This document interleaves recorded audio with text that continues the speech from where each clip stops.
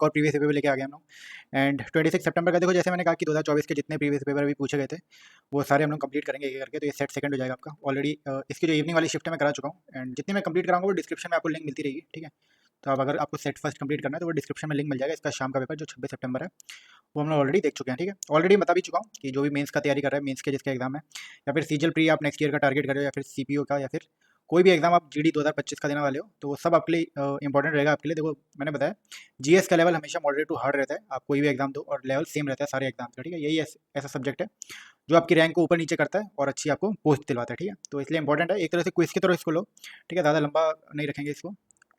बाकी स्टार्ट करते हैं हम लोग पहले क्वेश्चन से। पहला क्वेश्चन है the concept of independence of judiciary in the Indian constitution is taken from the constitution of. तो कह रहा है कि जैसे हमने अपने कॉन्स्टिट्यूशन बहुत सारी चीज़ें बाहर से ली है, तो वो कह रहा है कि जो इंडिपेंडेंस ऑफ जुडिशरी है वो किस कंट्री के कॉन्स्टिट्यूशन से ली गई है, ठीक है। तो हमें पता है इसका राइट आंसर है अमेरिका, हमने यूएसए से लिया है।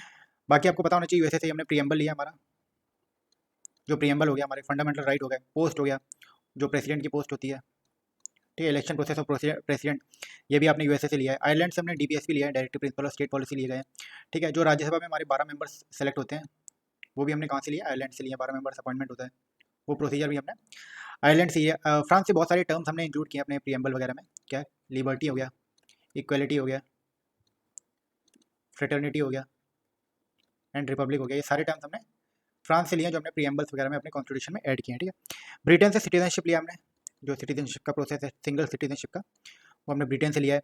और जो भी प्रोविजन होते हैं पार्लियामेंट्री प्रोविजन वो सारे हमने ब्रिटेन से लिए हैं, ठीक है। तो ये सारे आपको पता होना चाहिए। बाकी इंडिपेंडेंस और जुडिशरी जो क्वेश्चन पूछ रहा है वो हमारा यूएसए से लिया गया, ठीक है। नेक्स्ट पे चलते हैं। नेक्स्ट क्वेश्चन है which state in India was the most transform by the green revolution. कह रहा है कौन सा स्टेट मतलब ज़्यादा इफेक्ट हुआ था ग्रीन रेवोल्यूशन से ज़्यादा, जिसने प्रोडक्शन दी गई थी, ठीक है, प्रोडक्शन दी थी ग्रीन रेवोल्यूशन के दौरान। तो कौन सा स्टेट था, वो पंजाब था, हमें पता है। पंजाब ने बहुत अच्छा परफॉर्म किया था उस टाइम पे, ग्रीन रेवोल्यूशन का सबसे ज़्यादा असर आपको पंजाब में मिला। स्टार्ट को होता है ग्रीन रेवोल्यूशन अगर 1960 स्टार्टिंग 1960 से हुआ था, ठीक है। इसमें दो ही क्वेश्चन बनते हैं, एक तो आपको एक नॉर्मन बोरलॉन्ग का नाम याद होना चाहिए, इनको फादर ऑफ ग्रीन रेवोल्यूशन कहते हैं। वैसे अगर इंडियन ग्रीन रेवोल्यूशन पूछा जाए तो एम एस स्वामीनाथन है ना। नॉर्मन बोरलॉन्ग इंपॉर्टेंट नाम है ग्रीन रेवोल्यूशन से एसोसिएटेड। और आपको पता होना चाहिए अभी कोई एसएससी के क्वेश्चन में पूछा गया था कि नोबेल प्राइज इनको कब मिला था, इनको नोबेल प्राइज मिला था 1970 में, ठीक है। तो ये भी आपको पता होना चाहिए। बाकी फादर ऑफ इंडियन रेवोल्यूशन कौन है, एम एस स्वामीनाथन। दोनों नाम आपको इंपॉर्टेंट नाम है, आपको पता होना चाहिए, ठीक है। नेक्स्ट चलते हैं। Which of the following parts of the mountain will receive the most rainfall from the moisture laden winds. तो मॉइस्चर लेडन विंड से कह रहा है कि माउंटेन का कौन सा पार्ट है जहाँ पे सबसे ज़्यादा रेनफॉल होती है। तो कौन सा होता है, देखो आपको माउंटेन का पता होना चाहिए। जो मॉइस्चर लेडन विंड्स कह रहा है ये होता है क्या, आपने देखा होगा एक तरफ जैसे ग्रीनरी वगैरह होती है, वेस्टर्न घाट्स वगैरह है ना, जहाँ पे ग्रीनरी होगी वहाँ पे क्लाउड ज़्यादा मिलेंगे, कंडेंसिंग वाटर वेपर होगा यहाँ पे। और इसी को कहते हैं हम लोग विंडवर्ड साइड। और विंडवर्ड साइड में क्या होता है, मॉइस्ट होती है, एयर ज़्यादा बहती है, तो यहाँ पे रेनफॉल ज़्यादा देखने की मिलती है। और इसी के अपोजिट अगर ड्राई कंडीशंस देखी जाए, ड्राई कंडीशंस, तो यहाँ पे क्या होता है, यहाँ पे ज़्यादातर रेनफॉल कम होती है आपको, मतलब हिली एरियाज टाइप के वैसे ज़्यादा मिलेगा आपको। और इस वाली साइड को हम लोग लीवर्ड साइड बोलते हैं। एंड इसके भी ये होता है कि यहाँ पे रेनफॉल लीस्ट रेनफॉल होती है यहाँ पे, ठीक है। तो क्वेश्चन ये पूछ रहा है आपसे कि माउंटेन का कौन सा पार्ट होता है जहाँ पे मॉइस्चर लेडन विंड्स जहाँ पे बहती हैं, वो वहाँ पे कौन सा ऐसा पार्ट है वहाँ पे सबसे ज़्यादा रेनफॉल पाई जाती है। तो वो कौन सा इसका राइट आंसर होगा, वो विंडवर्ड साइड होता है। अगर आपसे लीस्ट पूछा है तो वो लीवर्ड साइड होता है, ठीक है। तो ऐसे आप याद कर सकते हो, इसका राइट आंसर हो जाएगा windward side is the right answer, ठीक है। नेक्स्ट पे चलते हैं। In the context of vernier caliper and internal jaw is use to measure. अब देखो आपने 11th-12th में जो प्रैक्टिकल्स किए होंगे फिजिक्स में, आपने वर्नियर कैपिलर जरूर यूज़ किया होगा, कैलिपर, ठीक है। होता क्या है, स्केल की टाइप का होता है, आपने देखा होगा एक स्केल टाइप का होता है, लॉन्ग मेजर लॉन्ग स्केल होती है, और उसमें जॉज होती है, आपने देखा होगा यहाँ पे ऐसे करके, जहाँ पे हम लोग मेजरमेंट के लिए यूज़ करते हैं। एक ये जॉ होती है, एक नीचे जॉज होती है, आप गूगल में सर्च मारेंगे तो मिल जाएगा। ऐसे स्केल होती है हमारी लंबी सी, ठीक है। यहाँ पे मेजरमेंट होते हैं अलग अलग, तो ये इसी को वर्नियर कैलिपर कहते हैं। और ये जो जॉज होती है ना, इनको जॉज बोलते हैं, दीज आर दी जॉज। तो इसमें जॉज होती है, एक इंटरनल जॉज होती है, एक एक्सटर्नल जॉज होती है। तो वही पूछ रहा है कि जो जॉज होती है वो किसकी हेल्प करती है। अगर आपने देखा हो, यूज़ भी किया हो, तो जो डायमीटर टाइप का होता है ना, उसको मेजर करने के ज़्यादातर ये काम आती है। डायमीटर मतलब जो हॉलो सिलेंडर वगैरह होते हैं, पाइप्स होते हैं, उनका मेजरमेंट यूज़ करने के लिए, मेजरमेंट करने के लिए हम लोग वर्नियर कैलिपर का यूज़ करते हैं। तो वही कहता है जो इंटरनल जॉज होते हैं इनको एक्सपेंड करके हम लोग क्या यूज़ करते हैं, लेंथ करेक्ट नहीं होता है, डेप्थ ऑफ अ बीकर नहीं, हम लोग बीकर देखा है, लेंथ ऑफ अ रॉड नहीं। Internal diameter of A hollow cylinder and pipes, इनकी मेजरमेंट हम लोग करते हैं डायमीटर की, किसकी, हॉलो सिलेंडर और पाइप्स की, इस इंटरनल जॉज की मदद से, ठीक है। तो ये आपको पता होना चाहिए। नेक्स्ट पे चलते हैं। नेक्स्ट क्वेश्चन है Sangpo and Jamuna are the other names of which river. तो सैंको और जमुना किसका इजी क्वेश्चन है, ये तो ब्रह्मपुत्र का नाम है, ठीक है। अदर नेम्स है आपको पता होना चाहिए। जो जमुना है वो कहाँ पे जो सॉरी इसका नाम है ये बांग्लादेश का है, ठीक है। बांग्लादेश में जब ये बहती है इसको जमुना कहते हैं हम लोग। एंड सैंको कहाँ बोलते हैं, यारलोंग सैंको, इसे तिब्बत में बोलते हैं, ठीक है। एंड जब इंडिया में आती है तो ये सियांग दिहांग बोलते हैं, ठीक है। आपको पता है दिहांग। एंड पिछले ही शिफ्ट में ब्रह्मपुत्र से ही क्वेश्चन आया था, इसकी ट्रिब्यूटरीज पूछी गई थी। तो ट्रिब्यूटरीज आपको सारी पता होनी चाहिए, जैसे कि धानसरी हो गई, धानसरी, लोहित, दिबांग, सुबानसरी, कामेंग हो गई, संकोश हो गई, ठीक है, और मानस हो गई। तो जितनी ये सारी ट्रिब्यूटरी किसकी है, ब्रह्मपुत्र की है, ठीक है। तो ट्रिब्यूटरी आपको पता होनी चाहिए, नाम पता होने चाहिए। सैंको हो गया, दिहांग हो गया और जमुना हो गया, ये सारे इसके डिफरेंट नाम से ब्रह्मपुत्र के, ठीक है। नेक्स्ट पे चलते हैं। करंट अफेयर का क्वेश्चन आ गया, what is the cost of the Nand Baba milk mission scheme, जो यूपी में लॉन्च हुई थी, launch by UP state government in 2023 to provide milk producer the facility of selling their milk at a reasonable price in villages through dairy cooperative societies. तो एक scheme launch हुई थी, कहा था कि स्कीम लॉन्च हुई थी नंद बाबा मिल्क मिशन। इसमें क्या था, यूपी स्टेट गवर्नमेंट में लॉन्च हुई थी। इसमें जो मिल्क प्रोड्यूसर होते हैं, जो वेंडर्स होते हैं वहाँ पे, सॉरी जो मिल्क प्रोड्यूसर्स होते हैं उनको वेंडर्स के थ्रू ये मिल्क जब सेल करेंगे तो वो रीजनेबल प्राइस प्रोवाइड हो, उसके लिए स्कीम स्टार्ट हुई थी। तो पूछा गया कितनी कॉस्ट हुई थी, तो इसे आप याद कर सकते हो। वैसे दोबारा ये क्वेश्चन आएगा भी नहीं शायद, 1000 करोड़ इसकी कॉस्ट हुई थी, ठीक है। नेक्स्ट पे चलते हैं। हिस्ट्री का क्वेश्चन है, Medini Rai of Chanderi, Hasan Khan of Mewat and Mahmud Lodi of Rana Sanga. Mahmud Lodi join Rana Sanga with their forces to fight against which of the following Mughal emperors. तो किसके खिलाफ लड़े थे भाई, बाबर के खिलाफ, ठीक है। सारे वॉर आपको याद होने चाहिए। पहले तो बैटल ऑफ चंदेरी याद होना चाहिए 1528 का, मेदनी रॉय वाला, ठीक है। बैटल ऑफ घाघरा मोहम्मद लोधी वाला याद कर लो 1529 में। बैटल ऑफ पानीपत 1526 वो याद कर लो, ठीक है, इब्राहिम लोधी वाला। तो ये सारे आपको वॉर सारे याद होने चाहिए, ठीक है। तो इजी क्वेश्चन है। नेक्स्ट क्वेश्चन पे चलते हैं, which singer from India was posthumously awarded the Bharat Ratna in 29। Posthumously मतलब मरणोपरांत ये भारत रत्न प्रोवाइड किया गया था किस सिंगर को, आसाम के, तो ये भूपेन हजारिका हैं, इनको भारत रत्न मिला था, ठीक है। ये आपको पता होना चाहिए। नेक्स्ट चलते हैं, Belur Math was founded by which of the following social reformers in British India. Belur Math से आपको सीधा याद आना चाहिए क्या, रामकृष्ण मिशन। ये एक तरह इसका हेडक्वार्टर था, कहाँ का, हेडक्वार्टर ऑफ रामकृष्ण मिशन, ठीक है। और कहाँ पे हुआ था, वेस्ट बंगाल में होता है। रामकृष्ण मिशन से सीधा आपको याद आ जाएगा स्वामी विवेकानंद जी था, राइट आंसर, ठीक है। इसका कभी कभी हेडक्वार्टर ही पूछ लेता है, तो वेस्ट बंगाल में था, नियर हुगली रिवर, ठीक है। तो रामकृष्ण मिशन बेलूर मठ, और कब 1897 में हुआ था ये बेलूर मठ का रामकृष्ण मिशन, ये आपको पता होना चाहिए, ठीक है। बाकी और भी पूछे गए थे, आपको प्रार्थना समाज का पता होना चाहिए, जिसकी स्थापना 1867 में हुई थी, किसने की थी, आत्माराम पांडुरंग में, ठीक है। बाकी आर्य समाज याद कर लीजिए, ये समाज के क्वेश्चन बहुत आ रहे हैं आज के टाइम पे, ठीक है। इसको 1875 में स्थापना की थी दयानंद सरस्वती जी ने। तो ये सारे आपको पता होने चाहिए, ठीक है। नेक्स्ट चलते हैं।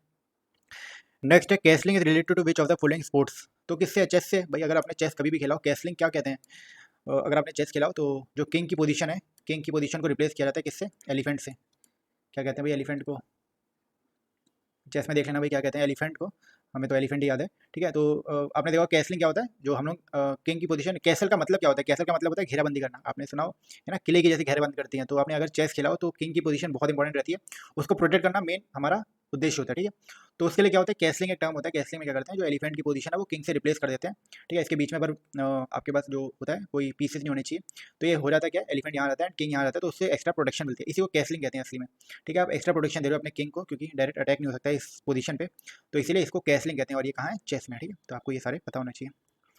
बाकी टेबल टेनिस के कुछ पता होना चाहिए, जैसे ट्विडल पूछा गया अभी एसएससी में, ट्विडल किसका है, तो टेबल टेनिस का है। पिंग पोंग ये आपका इसका है। चॉप हो गया, टॉप स्पिन हो गया, ये सारे आपके टेबल टेनिस के हैं। बिलियर्ड्स में क्यू पता होना चाहिए, क्यू टेबल बिलियर्ड्स का होता है, और बिलियर्ड्स का टेनिस का, तो ये सारे आप देख सकते हैं एक बार, ठीक है।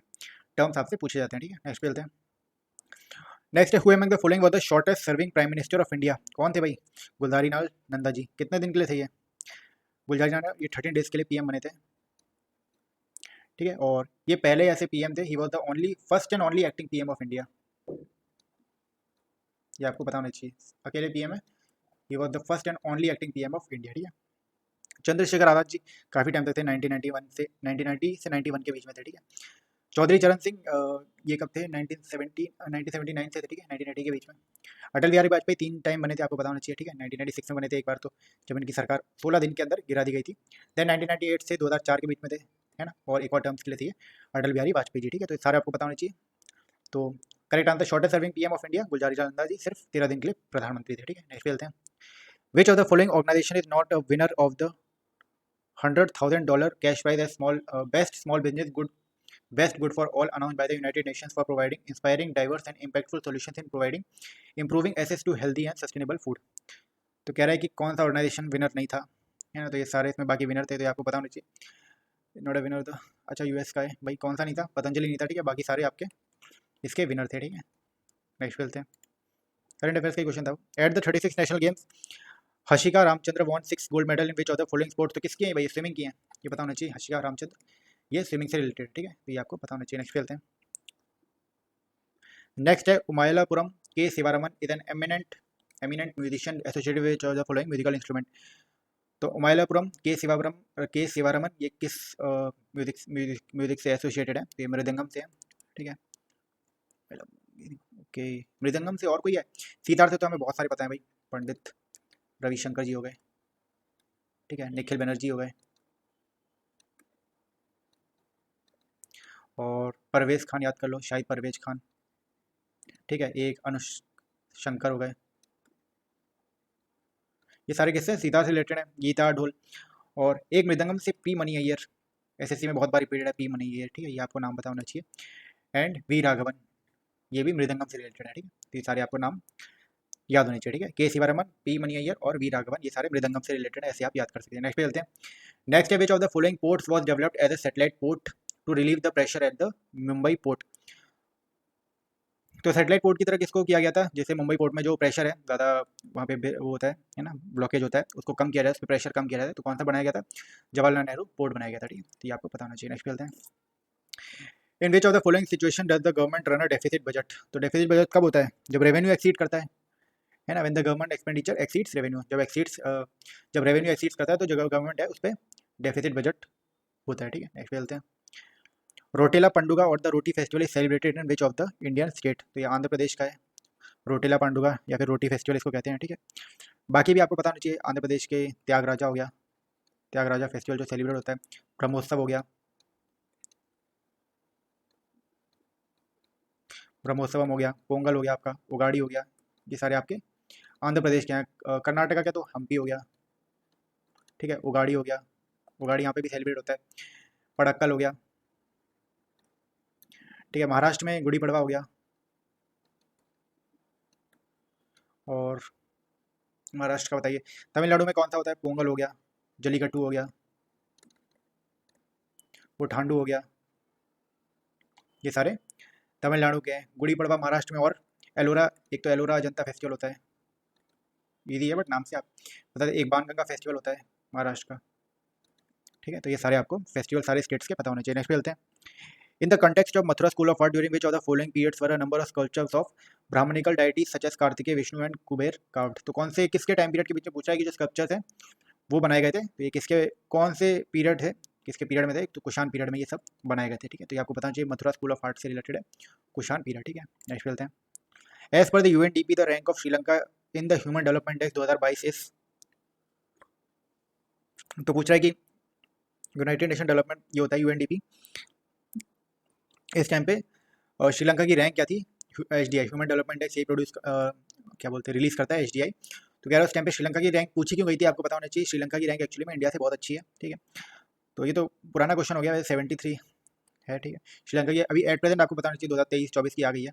इंडिया की जो रैंक है इट इज़ 134, और जो श्रीलंका की है ये शायद श्रीलंका की एक बार आप चेक कर लेना, ठीक है, 73 74 ऐसे ही है कुछ, ठीक है। इंडिया से अच्छी रहती है श्रीलंका की, इवन भूटान की, काफ़ी सारे स्टेट्स की, आप शॉक हो जाओगे। एंड इस पर बहुत ज़्यादा पैरामीटर होते हैं। आप अगर एचडीआई ह्यूमन डेवलपमेंट इंडेक्स ऐसे सर्च करोगे तो स्टडी आईक्यू वगैरह अच्छी वीडियोस आपको मिल जाएंगी, उसमें बताया जाता है बहुत सारे पैरामीटर्स में चेक होते हैं, एंड इसीलिए उसमें इंडिया पीछे रह जाता है थोड़ा, है ना। नेक्स्ट क्वेश्चन है, if a bar magnet is hung from a string in which direction does its north pole point. तो अगर कह रहा है कि बार मैग्नेट को एक स्ट्रिंग रस्सी से लटकाया जाए तो उसका नॉर्थ पोल कहाँ पॉइंट करेगा, तो वो कहाँ करेगा भाई, जहाँ पे अर्थ का मैग्नेटिक फील्ड होगा। अर्थ का magnetic field north south direction में करता है ना, अपने हिसाब को वो करता है ना, डायरेक्शन देता है नॉर्थ साउथ डायरेक्शन में। जहाँ पे अर्थ का नॉर्थ पोल होगा वहीं पे मैग्नेटिक नॉर्थ पोल डायरेक्शन देगा, ठीक है। तो कह रहा है कि किस डायरेक्शन नॉर्थ पोल पॉइंट देगा, जहाँ पे अर्थ का मैग्नेटिक नॉर्थ होगा, तो कहाँ होगा, नॉर्थ में होगा, ठीक है, सेम है। नेक्स्ट चलते हैं। Fugdi dance is associated with the following state, easy है, गोवा का है। गोवा के बाकी पता होना चाहिए, फुगड़ी हो गया, देखनी हो गया, खोल हो गया, ढालो हो गया, ये सारे कहाँ के हैं, गोवा के हैं। उत्तराखंड का कौन कौन से होते हैं भाई, उत्तराखंड के बताओ, केरला, उत्तर प्रदेश। केरला का कथकली याद कर लो पहले, तो इजी है, कथकली हो गया, मोहिनी अट्टम हो गया, मोहिनीअट्टम, कोडियाट्टम, ठीक है, कलारीपयट्टू। उत्तराखंड का रामन हो गया, ठीक है, झुमेलो हो गया, और चंचारी हो गया। ये सारे कहाँ के हैं? उत्तराखंड के हैं, तो ये सारे आपको पता होने चाहिए, ठीक है। नेक्स्ट चलते हैं। Which of the following groups parties was started in San Francisco, United States of America during the Indian national movement. तो गदर पार्टी थी, है ना, यूएसए में फॉर्म हुई थी। किसने की थी? लाला हरदयाल ने की थी 1913 में। ईयर आपको पता होना चाहिए। सोवन सिंह बागना और लाला हरदयाल, दोनों नाम आपको पता होना चाहिए, इंपॉर्टेंट नाम जो इससे एसोसिएटेड है, लाला हरदयाल एंड सोवन सिंह बागना, ठीक है। HSRA कब बना था? 1928 में बना था। किसने बनाया था? भगत सिंह ने बनाया था। भगत सिंह मतलब और भी एसोसिएटेड भगत सिंह, चंद्रशेखर आजाद, सुखदेव, ये सारे इन्होंने इंक्लूड होकर HSRA की स्थापना की गई थी, है ना। इसका अलग नाम भी है, बॉम्बे क्या बोलते हैं, बॉम्ब करके, बॉम्ब कॉन्स्पिरेसी करके, वो HSRA से भी एसोसिएटेड है, ठीक है। स्वराज पार्टी 1923, CR दास, मोतीलाल नेहरू, दोनों इंपॉर्टेंट नाम है, बहुत बार रिपीटेड SSC में, ठीक है। खिलाफत कमेटी कब बनी थी? 1919 में बनी थी। कहाँ बनी थी? बॉम्बे में, पता होना चाहिए। और अली ब्रदर्स के दोनों के नाम पता होने चाहिए, कौन से? शौकत अली और मोहम्मद अली, ठीक है। ये सारे आपको इंपॉर्टेंट है, आपको पता होना चाहिए, ठीक है। नेक्स्ट चलते हैं। रिट पे क्वेश्चन आगे, which writ is issued by high court और supreme court when a lower court has considered a case going beyond its jurisdiction, ठीक है। अभी एक क्वेश्चन भी पूछा गया था रिट पे, तो शायद स्टार्टिंग में पूछा गया था, जब एनालिसिस हो रहा था तब हमने देखा था, उसमें पूछा गया था जो रिट होता है हाई कोर्ट और सुप्रीम कोर्ट के आर्टिकल पूछे गए थे। तो सुप्रीम कोर्ट का तो हमें पता है आर्टिकल 32 में आते हैं रिट्स वगैरह का, फंडामेंटल राइट्स में, एंड जो सुप्रीम कोर्ट है ये आपको पता होना चाहिए 226 में आता है, ठीक है। दोनों आपको आर्टिकल पता होना चाहिए। लिख देता हूँ यहाँ पे, हाई कोर्ट का आर्टिकल 226 होता है एंड वही सुप्रीम कोर्ट का आर्टिकल 32 होता है, ठीक है। दोनों रिट्स प्रोटेक्शन के लिए। एंड पूछा है किससे कौन सा रेट है जो लोअर कोर्ट को डायरेक्शन देता है अगर कोई उनके जुरिडिक्शन से मतलब जुरिडिक्शन के बाहर जा रहा है, तो कौन सा ऐसा रेट है जो इसमें हाई कोर्ट कहता है कि वो जो केस है वो उनको दे दिया जाए, तो ये प्रोहिबिशन होता है, ठीक है। रेट इशू होता है हाई कोर्ट और सुप्रीम कोर्ट के द्वारा, ठीक है। अगर कोई भी ऐसा उनको लगता है कि कोई भी केस लोअर कोर्ट के जुरिडिक्शन के बाहर जा रहा है, तो प्रोहिबिशन एक ऐसा है जिसमें वो होता है, ठीक है। रेट इशू होती है। क्यों वारंटो ऑथोरिटी पूछता है भाई, by what authority. Habeas corpus आपसे पूछा होना चाहिए, बॉडी पूछता है, to have the body of, ठीक है। सेरिटरी क्या होता है? सर्टिफाइड पूछता है, ये भी हाई कोर्ट का सुप्रीम कोर्ट का होता है। क्यों warranto habeas corpus certiorari provision and mandamus आपको पता होनी चाहिए। मैंडेमस क्या होता है? ये कमांड के बारे में बताते हैं, डेट वी कमांड, ठीक है। तो ये सारे आपको रेट्स पता होने चाहिए, ठीक है, इंपॉर्टेंट है फंडामेंटल राइट्स के। तो यही सारे क्वेश्चन आपके पूछे गए थे, है ना। बाकी यही सारी शिफ्ट थे, है ना। ऐसे करके हम लोग सारे कंप्लीट कर लेंगे जितना जल्दी हो सके। कोशिश मैं ये करूँगा कि, क्योंकि बहुत सारी शिफ्ट हैं, कोशिश ये करूँगा मैं कि जैसे वीक डेज ऑफ होता है ना, वीक डेज ऑफ में हम लोग 2-2 शिफ्ट कंप्लीट करेंगे। बाकी इतना टाइम नहीं है तो फिर हर दिन एक एक शिफ्ट लेके चलेंगे, तो आप कंप्लीट कर सकते हैं। इसको रिवीजन की तरह लो, क्विज को मॉक की तरह लो, ठीक है। मॉक क्विज की तरह लो आप, क्विज की तरह अटैम्प्ट करो, फास्ट फॉरवर्ड स्पीड में देख लो भले ही एक बार, बट इसको एक बार अटैम्प्ट कर लो, ठीक है। बाकी मिलते हैं आपसे नेक्स्ट शिफ्ट में। Thank you.